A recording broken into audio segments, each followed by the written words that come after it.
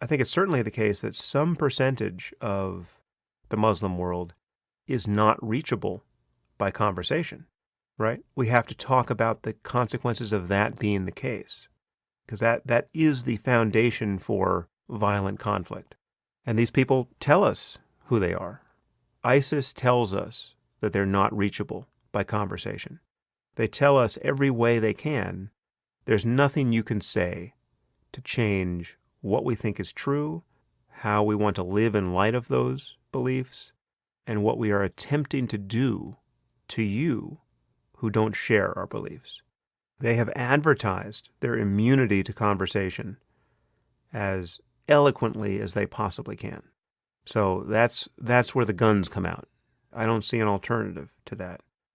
But the crucial war of ideas to win is the war of ideas that is a civil war of ideas in the Muslim community. And this is not just in the Middle East, this is everywhere. A majority of Muslims have to agree that these ancient doctrines regarding blasphemy and apostasy and martyrdom and jihad and female chastity and all the rest, all of these have to be reformed in light of 21st century secular liberal values.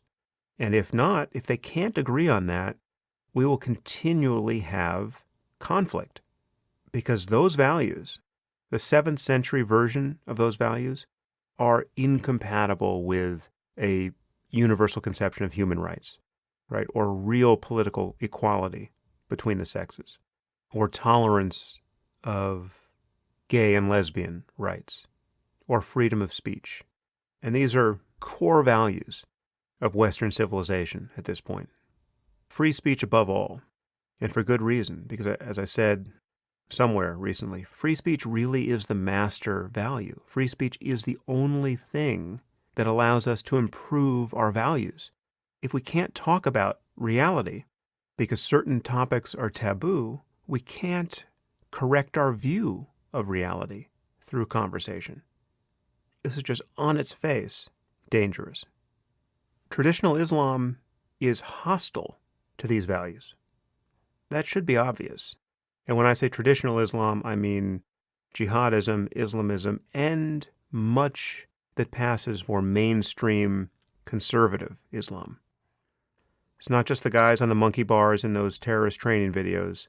We're talking about anyone who thinks a novelist should be put to death for saying something defamatory about the Prophet Muhammad.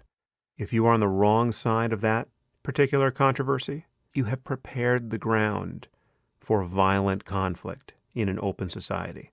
The only way to defend our open societies and to keep them open is to win a war of ideas with enough of those people, at minimum, to have our conversation about human rights and free speech be sufficiently intrusive so that we claim the next generation of kids for our side.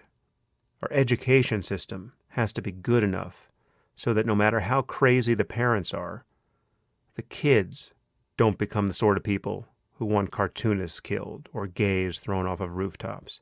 All of this could be accomplished in a single generation if we could only get through to the next generation of kids.